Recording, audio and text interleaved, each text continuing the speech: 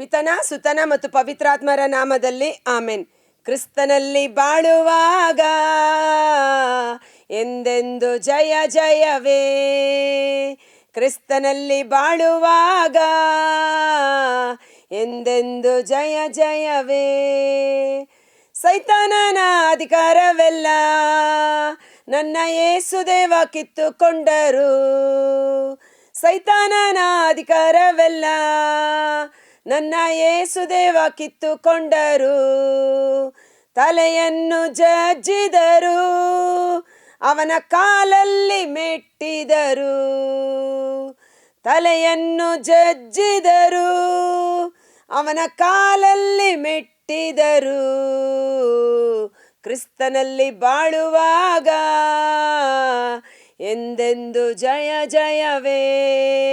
ನಮಗೆಂದೆಂದು ಜಯ ಜಯವೇ. ಪ್ರಭು ಕ್ರಿಸ್ತರಲ್ಲಿ ಆತ್ಮೀಯ ಸಹೋದರ ಸಹೋದರಿಯರೇ, ಈ ದಿನದ ಮುಂಜಾನೆಯ ಜೀವಸ್ವರ ರೋಮನರಿಗೆ ಬರೆದ ಪತ್ರ 5ನೇ ಅಧ್ಯಾಯ ವಚನ 9ರಿಂದ 5ನೇ ಅಧ್ಯಾಯದ ಮುಂದುವರೆದ ಭಾಗ. ಯಾರೆಲ್ಲ ನಿನ್ನೆ ಮೊನ್ನೆ ನೋಡಿಲ್ಲ ಜೀವಸ್ವರ, ಅದನ್ನು ನೋಡಿ ಅವಾಗ ನಿಮಗೆ ಆ ಅಧ್ಯಾಯವನ್ನು ಸಂಪೂರ್ಣವಾಗಿ ಅರ್ಥ ಮಾಡಿಕೊಳ್ಳಲು ಸಹಾಯವಾಗುತ್ತದೆ. Praise the lord. 9ನೇ ವಾಕ್ಯ. ಕ್ರಿಸ್ತ ಯೇಸುವಿನ ರಕ್ತಧಾರೆಯಿಂದ ನಾವೀಗ ದೇವರೊಡನೆ ಸತ್ಸಂಬಂಧದಲ್ಲಿದ್ದೇವೆ. ಯೇಸು ಕ್ರಿಸ್ತರು ಸುರಿಸಿದ ರಕ್ತದಿಂದ ನಾವು ದೇವರೊಡನೆ ಸರಿಯಾದ ಸಂಬಂಧದಲ್ಲಿದ್ದೇವೆ. ಕಾರಣ ತಂದೆ ದೇವರು ಪರಿಶುದ್ಧರು ಪರಿಶುದ್ಧರು ಪರಿಶುದ್ಧರು. ಅಶುದ್ಧವಾದುದು ಯಾವುದು ಅವರ ಸನ್ನಿಧಾನದಲ್ಲಿ ಹೋಗಿ ನಿಂತುಕೊಳ್ಳಲು ಸಾಧ್ಯವಿಲ್ಲ.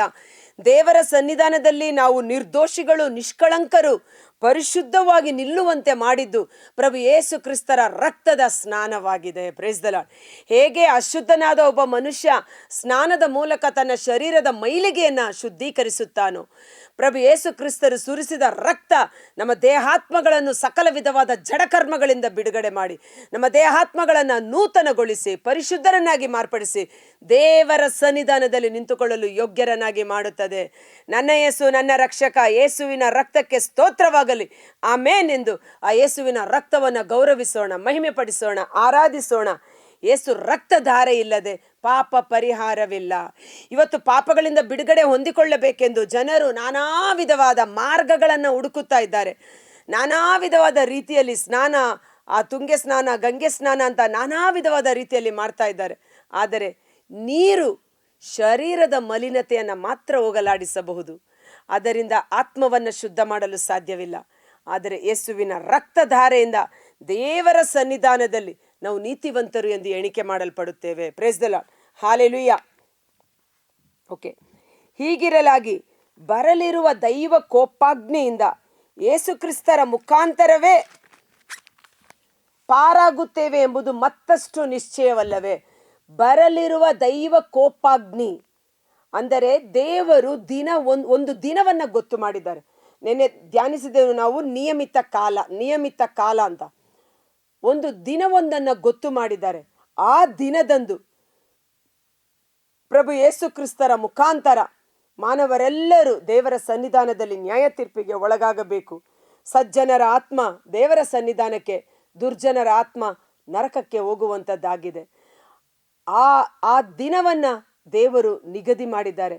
ಆ ದೇವರ ಕೋಪಾಗ್ನಿ ಪ್ರಕಟವಾಗುವ ದಿನದಲ್ಲಿ ಯೇಸು ಕ್ರಿಸ್ತರು ನಮಗೆ ಮಧ್ಯಸ್ಥರಾಗಿರುವುದರಿಂದ ಯೇಸು ಕ್ರಿಸ್ತರ ಮುಖಾಂತರ ನಾವು ತಪ್ಪಿಸಲ್ಪಡುತ್ತೇವೆ. ಉದಾಹರಣೆಗೆ ನೋಡಿ, ಸೊದೋಮ್ ಗೊಮೋರ ಪಟ್ಟಣ ಪಾಪ ಅಕ್ರಮ ಜಾಸ್ತಿ ಆಗಿದ್ದ ಕಾರಣ ದೇವರ ಕೋಪಾಗ್ನಿಗೆ ಆ ನಗರಗಳು ಗುರಿಯಾಗಿದ್ದವು.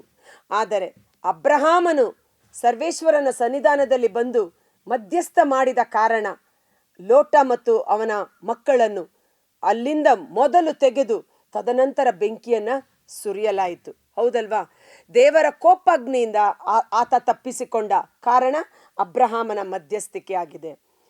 ಇದೇ ರೀತಿಯಲ್ಲಿ ದೇವರ ಕೋಪಾಗ್ನಿ ಆ ಅಂತಿಮ ದಿನ ಬರುವಾಗ ಮೊದಲು ಯೇಸು ಕ್ರಿಸ್ತರ ಮುಖಾಂತರ ನಾವು ರಾಪ್ಚರ್ ಮೇಲಕ್ಕೆತ್ತಲ್ಪಡುತ್ತೇವೆ.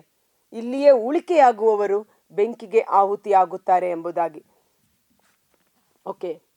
ನಾವು ದೇವರಿಗೆ ಶತ್ರುಗಳಾಗಿದ್ದರು, ಅವರು ತಮ್ಮ ಮಗನ ಮರಣದ ಮೂಲಕ ನಮ್ಮನ್ನು ತಮ್ಮೊಡನೆ ಸಂಧಾನಗೊಳಿಸಿ ಮಿತ್ರರನ್ನಾಗಿ ಮಾಡಿಕೊಂಡರು.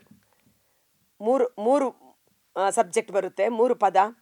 ನಾವು ದೇವರಿಗೆ ಶತ್ರುಗಳಾಗಿದ್ದೆವು, ದೇವರಿಗೆ ದ್ರೋಹಿಗಳಾಗಿ ಪಾಪದಲ್ಲಿದ್ದ ಕಾರಣ ದೇವರಿಗೆ ನಾವು ಶತ್ರುಗಳಾಗಿ ಮಾರ್ಪಟ್ಟೆವು. ದೇವರ ಕೋಪಾಗ್ನಿ ನಮ್ಮ ಮೇಲೆ ಇತ್ತು, ಕರೆಕ್ಟಾ? ತಮ್ಮ ಮಗನ ಮರಣದ ಮೂಲಕ, ಇಲ್ಲಿ ಯಾರ ಮರಣ? ಮಗನ ಮರಣ. ಮಗನ ಮರಣ, ತನ್ನ ಏಕೈಕ ಪುತ್ರ ಯೇಸು ಕ್ರಿಸ್ತರ ಮರಣದ ಮೂಲಕ ನಮ್ಮನ್ನು ತಮ್ಮೊಡನೆ ಸಂಧಾನಗೊಳಿಸಿ ಮಿತ್ರರನ್ನಾಗಿ ಮಾಡಿಕೊಂಡರು. ಶತ್ರುತ್ವ ಹೋಯಿತು, ಮಿತ್ರತ್ವ ಬಂದಿತು. ಈ ವಾಕ್ಯ ಓದುವಾಗ ನನಗೆ ಪವಿತ್ರಾತ್ಮರು ಪ್ರೇರೇಪಣೆ ಮಾಡಿದ್ದು. ಈಗ ನೋಡಿ, ಒಬ್ಬ ಮನುಷ್ಯ ಯೇಸುವಿನ ಮರಣದ ಮೂಲಕ ಶತ್ರುಗಳಾಗಿದ್ದ ಎಲ್ಲರನ್ನ ದೇವರು ಮಿತ್ರರನ್ನಾಗಿ ಮಾಡಿಕೊಂಡರು. ಹಳೆಯ ಒಡಂಬಡಿಕೆಯಲ್ಲಿ 1 ಸಮುವೇಲ 17ನೇ ಅಧ್ಯಾಯದಲ್ಲಿ ದಾವೀದ ಮತ್ತು ಗೋಲಿಯಾತ್ ಆ ಒಂದು ದೃಶ್ಯವನ್ನ ಮನಸ್ಸಿಗೆ ತಂದುಕೊಳ್ಳೋಣ. ಗೋಲಿಯಾತ ರಾಕ್ಷಸ ಪ್ರವೃತ್ತಿಯಾಗಿ ನಿಂತಿದ್ದಾನೆ, ದಾವೀದ ಸಣ್ಣ ಬಾಲಕ. ಓಕೆ, ಗೋಲಿಯಾತನ ಕಡೆ ಒಂದು ದೊಡ್ಡ ಶತ್ರು ಸೈನ್ಯವಿದೆ. ದಾವೀದ ಅರಸ ಸೌಲ ಮತ್ತು ಅವನ ಕಡೆ ದೊಡ್ಡ ಸೈನ್ಯ ಇದೆ. ಇಲ್ಲಿ ಸಾವಿರಾರು ಜನ ಸೈನಿಕರು, ಅಲ್ಲಿ ಸಾವಿರಾರು ಜನ ಸೈನಿಕರು. ಆದರೆ ಈಗ ಚಾಲೆಂಜ್ ಇಬ್ಬರಿಗೆ ಮಾತ್ರ, ಕರೆಕ್ಟ್ ಅಲ್ವಾ? ಗೋಲಿಯಾತ ಹೇಳ್ತಾನೆ, ನಿಮ್ಮಲ್ಲಿ ಯಾರಾದರೂ ಒಬ್ಬರು ಬಂದು ನನ್ನನ್ನು ಸಾಯಿಸಿದ್ರೆ ಸಾಕು, ನನ್ನ ಕಡೆ ಇರೋರೆಲ್ಲ ನಿಮಗೆ ಸರೆಂಡರ್ ಆಗ್ತೀವಿ. ಅರ್ಥ ಆಗ್ತಿದೆ ಅಲ್ವಾ? ಯಾರಾದರೂ ಒಬ್ಬರು ನಿಮ್ಮಲ್ಲಿ ಬಂದು ನನ್ನೊಬ್ಬನನ್ನು ಸಾಯಿಸಿದ್ರೆ ಸಾಕು. ಗೋಲಿಯಾತ ಕ್ಯಾಪ್ಟನ್, ಗೋಲಿಯಾತ ಹೆಡ್. ಸೊ ಸೌಲನಿಂದ ಆಗಲಿಲ್ಲ, ಅನೇಕ ಸೈನಿಕರಿಂದ ಆಗಲಿಲ್ಲ. ದಾವೀದ ಬಂದ, ಜೀವ ಸ್ವರೂಪನಾದ ಸರ್ವೇಶ್ವರನ ನಾಮದ ಶಕ್ತಿಯಿಂದ ನಿನ್ನೊಟ್ಟಿಗೆ ಬರುತ್ತೇನೆ ಎಂದು 40 ದಿನಗಳಿಂದ ಆ ಗೋಲಿಯಾತ ಇವರಿಗೆ ಭಯಪಡಿಸ್ತಾ ಇದ್ದ. ಹಗಲು ರಾತ್ರಿ ಬಂದು ಭಯ. ಈ ಸೈನಿಕರೆಲ್ಲ ಗಡಗಡಗಡ ನಡುಗಿ ಭಯಭ್ರಾಂತರಾಗಿದ್ದರು. ಆದರೆ ದಾವೀದ ಈ ಚಾಲೆಂಜನ್ನು ಸ್ವೀಕಾರ ಮಾಡಿ ಸರ್ವೇಶ್ವರನ ನಾಮದ ಶಕ್ತಿಯಿಂದ ಗೋಲಿಯಾತನೊಡನೆ ಒಂದೇ ಕಲ್ಲಿನಿಂದ ಅವನ ಹಣೆಗೆ ಒಡೆದು ನೆಲಕ್ಕೆ ಉರುಳಿದಾಗ ಅವನ ಕತ್ತಿಯನ್ನು ತೆಗೆದು ಅವನನ್ನು ಕೊಂದು ಹಾಕಿದ. ಗೋಲಿಯಾತ ಒಬ್ಬ ದಾವೀದ ಕೊಂದ ಕೂಡಲೇ ಸೀನ್ ಜ್ಞಾಪಕ ಮಾಡ್ಕೋಬೇಕು. ದಾವೀದನ ಕಡೆ ಇದ್ದ ಸೌಲ ಮತ್ತು ಸೈನಿಕರೆಲ್ಲ ಜಯಘೋಷದಿಂದ ಆರ್ಭಟಿಸತೊಡಗಿದ್ದರು. ಅಟ್ ದ ಸೇಮ್ ಟೈಮ್ ಗೋಲಿಯಾತ ಸತ್ತ ಎಂಬ ವರ್ತಮಾನ ಕೇಳಿದ ತಕ್ಷಣ ಅವನ ಕಡೆ ಇದ್ದ ಸಾವಿರಾರು ಜನ ದಿಕ್ಕುಪಾಲಾಗಿ ಪಲಾಯನ ಮಾಡತೊಡಗಿದರು. ಸೌಲನ ಕಡೆಯವರು ಅವರನ್ನು ಸೆರೆ ಹಿಡಿದುಕೊಂಡರು. ಓಕೆ, ಈ ದೃಶ್ಯ ನಿಮಗೆ ಅರ್ಥ ಆಯ್ತಲ್ಲ? ಇದೇ ರೀತಿಯಲ್ಲಿ ಸೈತಾನ ಯೇಸುವಿನ ಜನನಕ್ಕೆ ಮೊದಲು ಸಾವಿರಾರು ವರ್ಷಗಳ ಕಾಲ ಎಲ್ಲ ಜನರನ್ನು ಪಾಪ ಮಾಡಿ ಮಾಡಿ ಮಾಡಿ ಮಾಡಿ ಮಾಡಿ ತನ್ನ ವಶದಲ್ಲಿ ಇಟ್ಟುಕೊಂಡಿದ್ದ. ಗೋಲಿಯಾತನ ರೂಪದಲ್ಲಿ ಸೈತಾನ ತನ್ನ ಆಳ್ವಿಕೆಯನ್ನು ನಡೆಸಿ ಎಲ್ಲರನ್ನು ತನ್ನ ವಶದಲ್ಲಿ ಇಟ್ಟುಕೊಂಡಿದ್ದಾನೆ. ಓಕೆ, ಈಗ ಯುದ್ಧ ಯಾರಿಗೆ? ದೇವರಿಗೂ ಸೈತಾನನಿಗೂ, ಕರೆಕ್ಟ್ ಅಲ್ವಾ? ಯುದ್ಧ ನಿಮ್ಮದಲ್ಲ, ದೇವರು ನಿಮ್ಮ ಪರವಾಗಿ ಯುದ್ಧ ಮಾಡುತ್ತಾರೆ. ಓಕೆ, ಸೊ ಆತ ಚಾಲೆಂಜ್ ಆಗ್ದ, ಯಾರಾದರೂ ಒಬ್ಬರು ಪಾಪವನ್ನೇ ಮಾಡದೆ ಪರಿಶುದ್ಧರಾಗಿ ಜೀವಿಸಿ ಅವನು ನನ್ನನ್ನು ಸಾಯಿಸಿ ಮರಣವನ್ನು ಜಯಿಸಿದರೆ ನನ್ನ ಕಡೆ ಇರೋರೆಲ್ಲ ಅವನಿಗೆ ವಶವಾಗುತ್ತಾರೆ ಅಂದ. ಅರ್ಥ ಆಗ್ತಿದ್ದಲ್ವಾ? ಯೇಸು ಒಬ್ಬ ಮನುಷ್ಯ, ದೇವರ ಪುತ್ರ ದಾವೀದ ಹೇಗೆ ಒಬ್ಬ 1 to 1, ಯೇಸು ಒಬ್ಬರು ಈ ಲೋಕಕ್ಕೆ ಬಂದರು. ಸೈತಾನನ ವಿರುದ್ಧದ ಚಾಲೆಂಜನ್ನು ಸ್ವೀಕಾರ ಮಾಡಿದ್ರು. ಜೀವಮಾನವಿಡೀ ಪಾಪವನ್ನೇ ಅರಿಯದ ಪ್ರಭು ಯೇಸು, ಪರಿಶುದ್ಧವಾದ ಜೀವನವನ್ನು ನಡೆಸಿದ ಪ್ರಭು ಯೇಸು ಕಲ್ವಾರಿ ಶಿಲುಬೆಯ ಮೇಲೆ ಸೈತಾನನನ್ನು ಪಾದದಡಿಯಲ್ಲಿ ನಸುಕಿ ಅವನ ತಲೆಯನ್ನು ಜಜ್ಜಿ ಅವನನ್ನು ನಿರಾಯುಧನನ್ನಾಗಿ ಮಾಡಿ ಅವನ ವಶದಲ್ಲಿದ್ದ ಆತ್ಮಗಳನ್ನು ಸಹ ತನ್ನ ವಶಕ್ಕೆ ತೆಗೆದುಕೊಂಡರು. Praise the lord. ಅರ್ಥ ಆಗ್ತಾ ಇದೆಯಾ? ಎಸ್, ಪವಿತ್ರಾತ್ಮರು ಸಹಾಯ ಮಾಡಲಿ. ಸೊ ಒಬ್ಬ ಮರಣದ ಮೂಲಕ, ಇಲ್ಲಿ ದೇವರ ವಾಕ್ಯ ತುಂಬ ಚೆನ್ನಾಗಿ ಹೇಳುತ್ತೆ, ನಾವು ದೇವರಿಗೆ ಶತ್ರುಗಳಾಗಿದ್ದರೂ ಅವರು ತಮ್ಮ ಮಗನ ಮರಣದ ಮೂಲಕ ನಮ್ಮನ್ನು ಮಿತ್ರರನ್ನಾಗಿ ಮಾಡಿಕೊಂಡರು. ಸೊ ಯೇಸುವಿನ ಮರಣವನ್ನು ಸಾರೋಣ. ಯೇಸುವಿನ ಮರಣ ಶಕ್ತಿಯುತವಾದದ್ದು, ಆಶೀರ್ವದಿಸಲ್ಪಟ್ಟದ್ದು. ಸೊ ಯೇಸುವಿನ ಮರಣದ ಮೂಲಕ ಕೊಲೆಸ ಒಂದು ಈ ವಾಕ್ಯ ಓದುವ ನಿಮಗಿನ್ನೂ ಚೆನ್ನಾಗಿ ಅರ್ಥ ಆಗಲಿ. ಅಕ್ಕ, ಯೇಸು ಸ್ವಾಮಿ ಸೈತಾನನನ್ನು ಜಯಿಸೋದಕ್ಕೂ ನಮಗೂ ಏನು ವ್ಯತ್ಯಾಸ ಅಂದರೆ, ಯೇಸು ಸೈತಾನನನ್ನು ಶಿಲುಬೆ ಮೇಲೆ ಜಯಿಸಿದ ಕಾರಣ ಇಂದು ನಾವು ಮಾತ್ರವಲ್ಲ, ಸೈತಾನನ ಆಳ್ವಿಕೆಯಲ್ಲಿ ಈಗಾಗಲೇ ಪಾತಾಳ ಲೋಕದಲ್ಲಿದ್ದ ಎಷ್ಟೋ ಆತ್ಮಗಳು ಯೇಸು ಶಿಲುಬೆ ಮೇಲೆ ಮರಣ ಹೊಂದುವಾಗ ಅವು ಜೀವಕ್ಕೆ ಬಿಸಲ್ಪಟ್ಟವು. ಈಗೋ ಮರಣ ಮತ್ತು ಮರಣದ ಬೀಗದ ಕೈಗಳು ನನ್ನ ವಶದಲ್ಲಿವೆ ಎಂದು ಯೇಸು ಹೇಳ್ತಾ ಇದ್ದಾರೆ. ಸೈತಾನನು ಕಾರಿರುಳ ಕೂಪದಲ್ಲಿ ಕಟ್ಟಿಡಲಾಗಿದೆ. ಕೊಲೆಸ, ಹಾಲೆಲೂಯ ಹಾಲೆಲೂಯ ಹಾಲೆಲೂಯ. ಕೊಲೆಸದವರಿಗೆ ಬರೆದ ಪತ್ರ 2ನೇ ಅಧ್ಯಾಯ 2ನೇ ಅಧ್ಯಾಯ. ಅವರು ಹೇಗೆ ಗೋಲಿಯಾತ ಸೌಲ ಮತ್ತು ಸೈನಿಕರನ್ನು ಭಯಪಡಿಸ್ತಾ ಇದ್ನು, ಸೈತಾನ ಯೇಸುಗಿಂತ ಮುಂಚೆ ಬಂದ ಪ್ರವಾದಿಗಳನ್ನೆಲ್ಲ ಕೊಂದು ಹಾಕದ. ಆದರೆ ಯೇಸುವನ್ನು ಕೊಲ್ಲಲು ಅವನಿಂದ ಆಗಲಿಲ್ಲ. 2:14-15 ಕೊಲೆಸ. ಅವರು ನಮ್ಮ ಎಲ್ಲ ಪಾಪಗಳನ್ನು ಕ್ಷಮಿಸಿದ್ದಾರೆ. ನಮ್ಮನ್ನು ಬಂಧಿಸಿದ್ದ ಧರ್ಮಶಾಸ್ತ್ರದ ವಿಧಿ ನಿಯಮಗಳನ್ನು ಕ್ರಿಸ್ತ ಯೇಸು ತೊಡೆದು ಹಾಕಿದ್ದಲ್ಲದೆ ಅವುಗಳನ್ನು ಶಿಲುಬೆಗೆ ಜಡಿದು ನಮ್ಮನ್ನು ಬಿಡುಗಡೆ ಮಾಡಿದ್ದಾರೆ.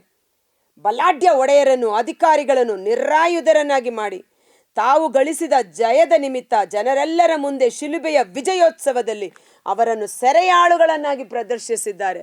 ದಾವೀದ ಹೇಗೆ ಆ ಗೋಲಿಯಾತನ ಕತ್ತಿಯನ್ನು ತೆಗೆದು ಅವನ ತಲೆಯನ್ನು ಕಡಿದು ಆ ರುಂಡವನ್ನು ಎತ್ತಿಕೊಂಡು ಯುದ್ಧ ಭೂಮಿಯಲ್ಲಿ ಬಂದು ನಿಂತನೋ, ಅದೇ ರೀತಿಯಲ್ಲಿ ಪ್ರಭು ಯೇಸು ಸೈತಾನನ ತಲೆಯನ್ನು ಜಜ್ಜಿ ದೇವದೂತರುಗಳು ಅವನನ್ನು ನರಕದ ಕಾರಿರುಳ ಕೂಪದಲ್ಲಿ ಕಟ್ಟಿ ಹಾಕಿದ್ದಾರೆ. ಪ್ರಕಟಣಾ ಗ್ರಂಥ 21ನೇ ಅಧ್ಯಾಯ ವಚನ 1 ಮತ್ತು 2ರಲ್ಲಿ ನಾವು ನೋಡ್ತೇವೆ. ಆದ ಕಾರಣ ನೋಡಿ, ಮುಂದಿನ ವಾಕ್ಯ ಹೇಳುತ್ತೆ, ನಾವೀಗ ದೇವರ ಮಿತ್ರರಾಗಿರುವುದರಿಂದ ಕ್ರಿಸ್ತ ಯೇಸುವಿನ ಜೀವದ ಮೂಲಕ ಉದ್ಧಾರ ಹೊಂದುತ್ತೇವೆ. ಯೇಸುವಿನ ಮರಣ, ಜೀವ ಅಷ್ಟೇ ಅಲ್ಲದೆ ನಮ್ಮ ಪ್ರಭು ಯೇಸು ಕ್ರಿಸ್ತರ ಮುಖಾಂತರ ದೇವರು ನಮ್ಮನ್ನು ಮಿತ್ರರನ್ನಾಗಿಸುವುದರಿಂದ ಅವರ ಮೂಲಕವೇ ನಾವು ದೇವರಲ್ಲಿ ಹೆಮ್ಮೆ ಪಡುತ್ತೇವೆ. ಕರ್ತರಾದ ಯೇಸುವೆ, ಮುಂಜಾನೆ ಜೀವಸ್ವರವನ್ನು ಆಲಿಸುತ್ತಿರುವ ಪ್ರತಿಯೊಬ್ಬ ಸಹೋದರ ಸಹೋದರರ ಕುಟುಂಬಗಳು ನಿಮ್ಮ ಕರಗಳಿಗೆ ಸಮರ್ಪಿಸುತ್ತೇನೆ. ಯೇಸುವಿನಲ್ಲಿ, ಯೇಸುವಿಗಾಗಿ, ಯೇಸುವಿನ ಮುಖಾಂತರ ನಾವು ದೇವರೊಡನೆ ಸತ್ಸಂಬಂಧವನ್ನು ಪಡೆದುಕೊಂಡಿದ್ದೇವೆ. ನಾವು ನೀತಿವಂತರಾದದ್ದು ನಮ್ಮ ಸತ್ಕಾರ್ಯ ಪುಣ್ಯಕ್ರಿಯೆಗಳಿಂದಲ್ಲ, ಯೇಸುವಿನ ರಕ್ತದಿಂದಲೇ ನಾವು ನೀತಿವಂತರು, ರಕ್ತದಿಂದ ಕ್ರಯಕ್ಕೆ ಕೊಳ್ಳಲ್ಪಟ್ಟ ಮಕ್ಕಳಾಗಿದ್ದೇವೆ.